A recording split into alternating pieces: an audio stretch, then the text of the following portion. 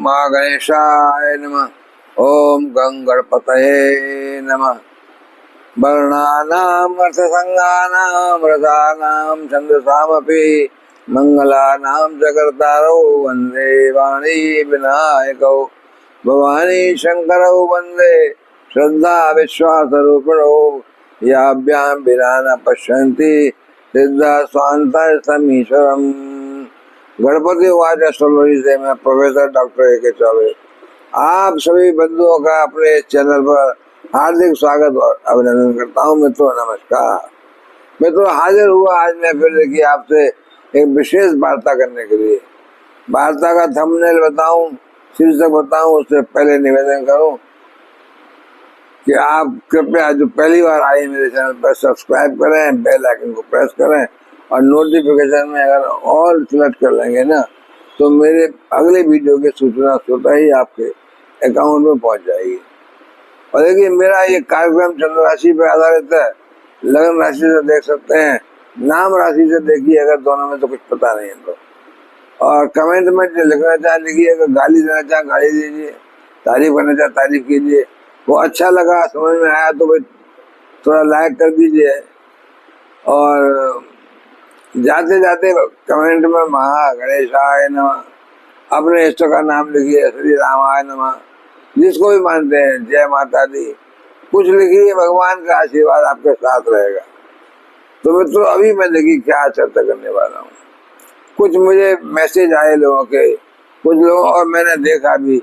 देखिए एक तिथि आ रही है, ये है 12 अप्रैल 2025। 12 अप्रैल 2025 उस समय 5 ग्रह, देखिए पहले भी ऐसा हुआ है, नया नहीं हो रहा है, लेकिन 12 अप्रैल 2025 को 5 ग्रह राहु शनि 2 और बुध शुक्र सूर्य 5 ग्रह 12 अप्रैल 2025 को एक साथ मिल रहे हैं। कहाँ पर? मीन राशि में, जहाँ राहु बैठे हुए हैं। शनि 29 मार्च को पहुंच गए और सूर्य भी वहां होंगे। सूर्य का बस अप्रैल में 15 अप्रैल तक वहीं रहते हैं। तो देखिए अब ये 5 ग्रह बुध शुक्र सूर्य 3 और शनि राहु 5 ग्रहों का सम्मेलन और 2025 12 अप्रैल को। देखिए पिछली घटनाएं रही है कि 8 अप्रैल 1968 को भी ऐसा हुआ था और भी घटना है 1938 में ऐसा हुआ था। तो ये जो राशियां हैं इनके बदले होंगी 5 ग्रह के प्रभाव में, तो वो तो मैं अलग अभी चर्चा करूंगा। लेकिन अभी मैं ये बता दूं, 5 ग्रहों का एक जगह बैठ जाना, एक घटना बड़ी गड़बड़ घटना है। इस घटना में देखिए कोई नई बीमारी आना, ऐसा देखिए अप्रैल में बनाया मैंने आपको। और देखिए शनि, अब इस समय शनि राहु के साथ है। 2019 में जब मार्च में 2019 में कोरोना आया था तब शनि केतु के साथ बैठे हुए थे। तो ये अच्छा ही है कि राहु और शनि साथ साथ है। तो मैं तो कहता हूँ राहु और शनि व्रत काम करते हैं। राहु का व्यवहार भी शनि जैसा होता है, जिसके साथ बैठते हैं, शनि के साथ बैठे हुए हैं। और वहां पर बुध शुक्र और सूर्य भी आ गए। तो अब देखिए 5 का सम्मेलन हो गया। तो शनि और केतु जब बैठे हुए थे तब कोरोना आया था, बीमारी आई थी। अब मैं तो ये कहता हूँ भाई शनि और राहु साथ साथ है। तो देखिए राहु और शनि का कुछ केमिकल ऐसा संयुक्ति है कि मैं समझता हूँ कि बीमारी कोरोना की सब तरफ से खत्म हो जाएगी। 19 में आई और 7, 19, 20, 26, 25, 5-6 साल, 19, 20, 1 साल, 19, 2 साल और 25, यानी 7 सालों में कोरोना का नामो निशान नहीं रहेगा। राहु के और शनि के मिलने से केमिकली देखिए राहु और जब केतु और शनि से तो आई बीमारी, और राहु के होने पर मैं समझता हूँ ये उसका उल्टा होना चाहिए, मेरा अपना अनुमान है।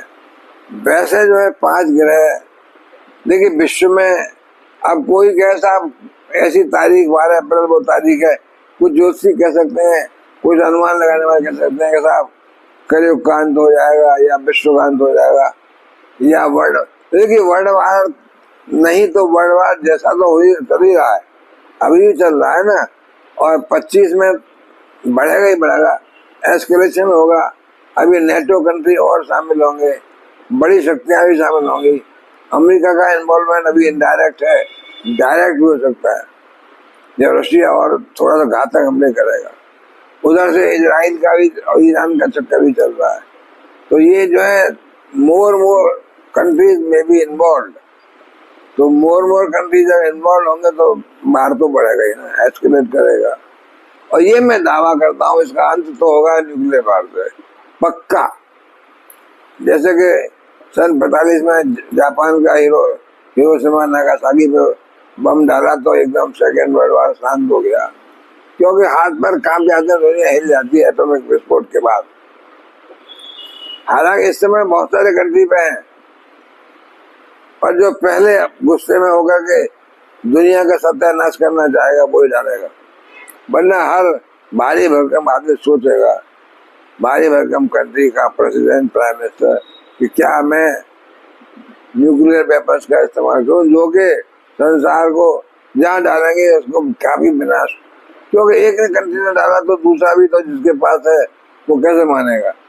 तो ये एक तरह से बाहर का बहुत विस्तार होगा, और मैं समझता हूँ इसके बाद जो है ये राहु और शनि का जो भी है, इसके बाद थोड़ा दुनिया का स्ट्रक्चर चेंज होगा, जहाँ तक मैं अंदाज लगा रहा हूँ। ये 5 ग्रह की संयुति तब भी हुई थी जब यूक्रेन का रशिया का वार शुरू हुआ था, तो वैसे ज्यादा घबराने की जरूरत नहीं है, क्यों ये तो होता ही है भाई, युद्ध तो हथियार बने इसलिए और आपस में लड़ाई झगड़े होते ही हैं, जब ताकतवर कंट्री कमजोर कंट्री को दबाते हैं, फिर कमजोर कंट्री का कुछ और लोग साथ देते हैं, जो बराबर की लड़ाई होती है, और फिर कमजोर कंट्री को बहुत बड़े लोगों ने सपोर्ट कर दिया तो वो हार जाता है, जो कि मजबूत कंट्री था, क्यों उसका सामान बहुत खर्च हो चुका है, और कमजोर कंट्री के लिए नए नए साथी आ जाएंगे सपोर्ट करने के लिए।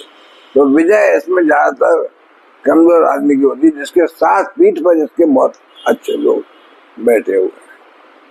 तो मैं समझता हूँ ये जो काल है घबराने का नहीं है, कोई दुनिया का अंत नहीं हो रहा है, कोई कलयुग का अंत नहीं हो रहा है, लेकिन हाँ वार तो तीव्रतम स्थिति में बढ़ेगा, अब से ही बढ़ रहा है और धीमे धीमे बढ़ेगा, क्यों अभी इजराइल का और बढ़ेगा।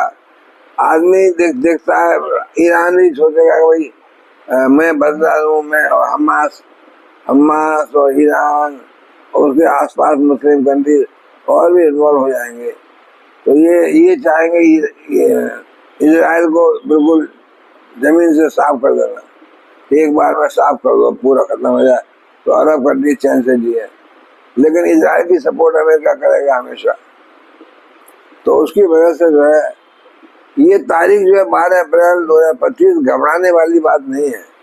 लोग कह रहे हैं साहब ये 5 ग्रहों का तिथि बन रही है 12 अप्रैल, तो आप घबराइए नहीं, पहले भी ऐसा हुआ है पर विश्व का अंत नहीं हुआ। देखिए उसके बाद 1968 में हुआ, उसके बाद 1968 से लेकर के फिर आगे अब तक जो है, जब 2019 में वो 68 के बाद आए 1968 से, तो तरक्की हुई है ना विश्व की, आगे बढ़ा है हर तरह से क्षेत्र में, खेती में, व्यापार में, आयुधों में, सब तरह से बड़ी तरक्की हो रही है। और बीच में देखिए कोरोना के बाद भी जो देश गिर गए थे, काफी कुछ हालत फाइनेंशियल खराब हो गई थी, वो भी हमें तरक्की कर रहे हैं। तो विश्व तो तरक्की की ओर जा रहा है, इसमें कोई शक नहीं है, लेकिन ग्रह अपना प्रभाव दिखाते हैं। तो मेरा कहना यह है कि 12 अप्रैल कुछ लोगों को डाउट है कि क्या ये हमारा विश्व का अंत हो जाएगा, ऐसा कभी नहीं होगा। विश्व का अंत तो कभी भी नहीं होगा यार। देखिए पृथ्वी जहाँ है ग्रेविटेशनल फोर्स में और सौर मंडल बना हुआ है, तो कैसे अंत होगा? जब तक सूर्य राजा है और आसपास ग्रह हैं, उनके फोर्सेस से पूरा सौर मंडल रुका हुआ है, तो अंत कैसे होगा? हाँ, ये हो सकता है कुछ क्षेत्र की आबादी खत्म हो जाए, कुछ क्षेत्र में आबादी कम हो जाए, लड़ाई होगी तो लड़ाइयाँ होंगी, लड़ाई नहीं लड़ाइयाँ। तब ये हो सकता है कि विश्व का देखिए स्ट्रक्चर बदल जाए, कुछ कंट्री किसी में शामिल हो जाए, बड़े कंट्री जो है छोटे को अपने शामिल कर लें सुरक्षा के लिए उनकी, या वो खुद मिल जाए उनमें कि भाई हमें सुरक्षा दो।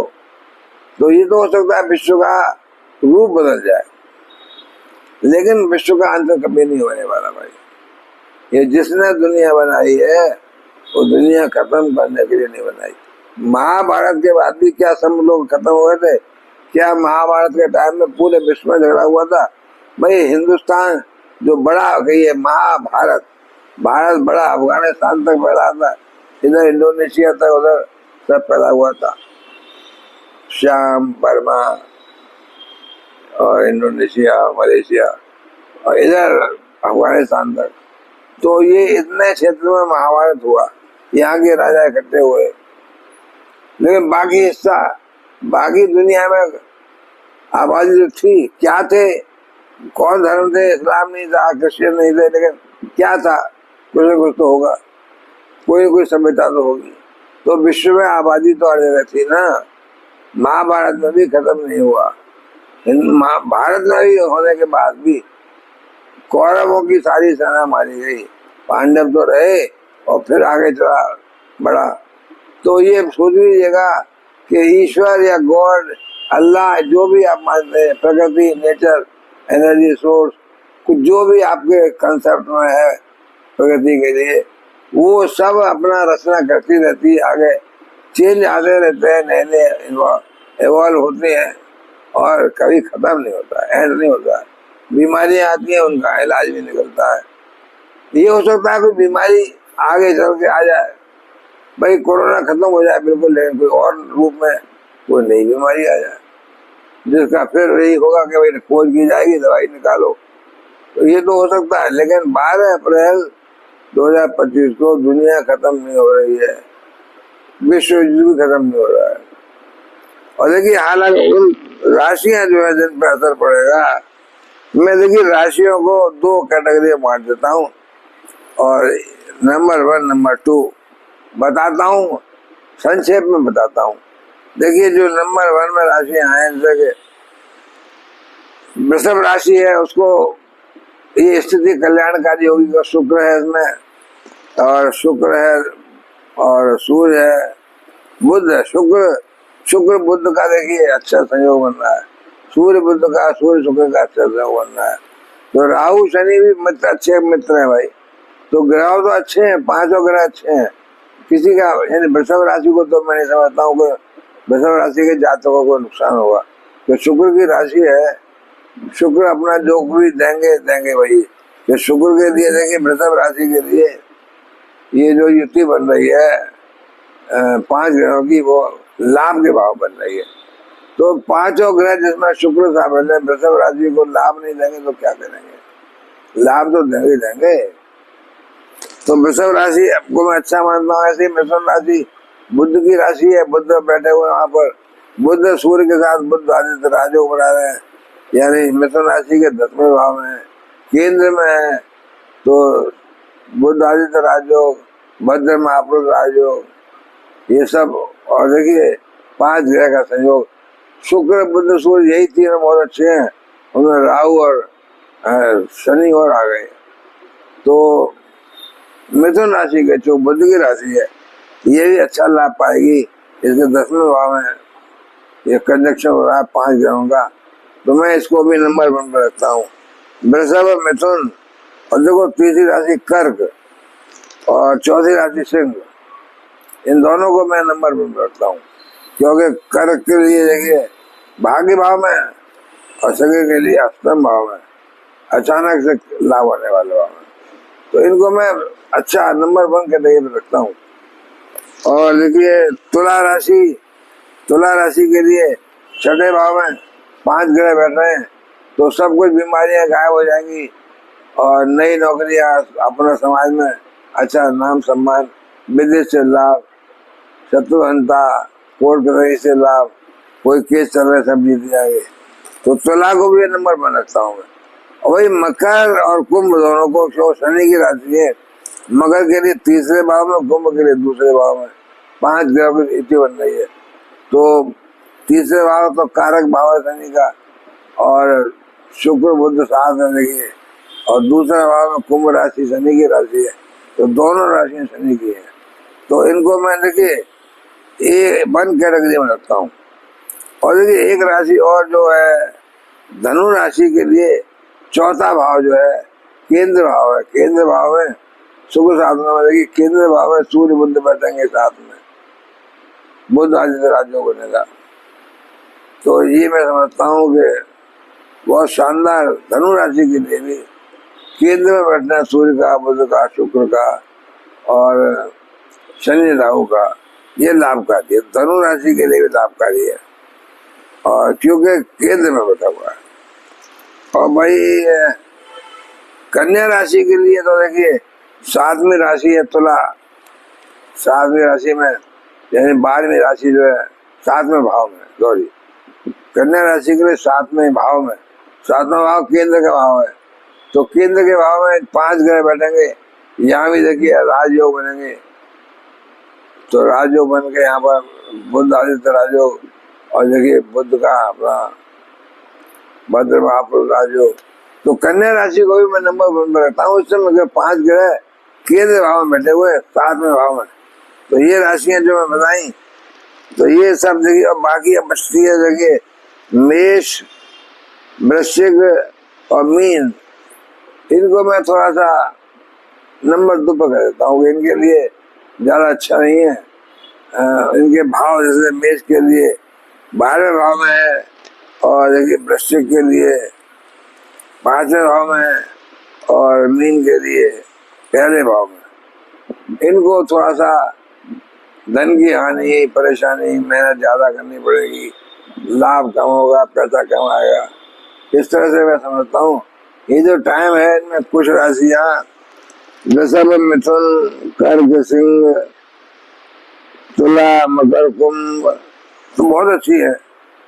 और कुछ बाद में जैसे कि कन्या और धनु नंबर 2 पे कर दो, और मेष, वृश्चिक और मीन इनको नंबर 3 पर कर दो। 1, 2, 3 कैटेगरी।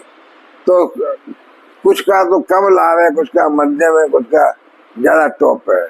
तो भाई 12 अप्रैल जो है 2025 के आसपास, और उसके बाद का समय जब तक ये 5 ग्रह साथ साथ हैं, इन राशियों को मैंने जैसे बताया लाभ दे रहा है, धन दे रहा है, सुख दे रहा है, और कुछ को ज्यादा कुछ को कम। लेकिन घबराने की बात नहीं है। 5 ग्रहों का संयुति पहले भी हुई है, दुनिया खत्म नहीं हुई, दुनिया का अनिष्ट नहीं होगा ज्यादा। हाँ वार तो होगी, झगड़े होंगे आपस में, कुछ कंट्री और इन्वॉल्व होंगे, लेकिन ये जीवन ही वही चलता रहेगा। मित्रों तो मैं अभी यहाँ विराम देता हूँ। घबराने की बात नहीं है। आप लोग निश्चित होकर भी अपना काम करते रहिए, ईश्वर को याद रखिए। ईश्वर या जो भी आप मानते हैं, अल्लाह, ईसा मसीह, मैं हर एक को कहता हूँ अपने सब एक है, सबका मालिक एक है, कोई 2 हो ही नहीं सकते। उनके नाम हम लोगों ने अलग रख दिए है जैसा हमको बताया गया, लेकिन शक्ति एक ही है, एनर्जी एक ही होती है। एनर्जी मीन्स एनर्जी, उसका रूप देखिए। एनर्जी डिफरेंट फॉर्म है, हीट एनर्जी है, इलेक्ट्रिकल एनर्जी है, मैग्नेटिक एनर्जी है, साउंड एनर्जी है, प्रेशर, एयर एनर्जी। तो एनर्जियों के फॉर्म अलग हैं, और उसमें भी काइनेटिक एनर्जी है, पोटेंशियल एनर्जी है। कोई कितनी चीज ऊंची से गिर रही है उतना पोटेंशियल एनर्जी ज्यादा होगी, कोई कितना वेग से चल रही है। तो एनर्जी आप मानते हैं कि एक विश्व जो है एनर्जी का सोर्स है, और प्रकृति में एनर्जी है, तो वो मानिए। आप मानते हैं कि नहीं सब अल्लाह ने बनाया है, वो मानिए, सबका मालिक एक है। लेकिन ईश्वर, भगवान, गॉड, अल्लाह किसी का बुरा नहीं चाहता। अपने अपने कर्मों का फल यही मिल रहा है, यही स्वर्ग है, यही नरक है। तो मित्रों मैं अभी यहाँ विराम लूंगा। नमस्कार।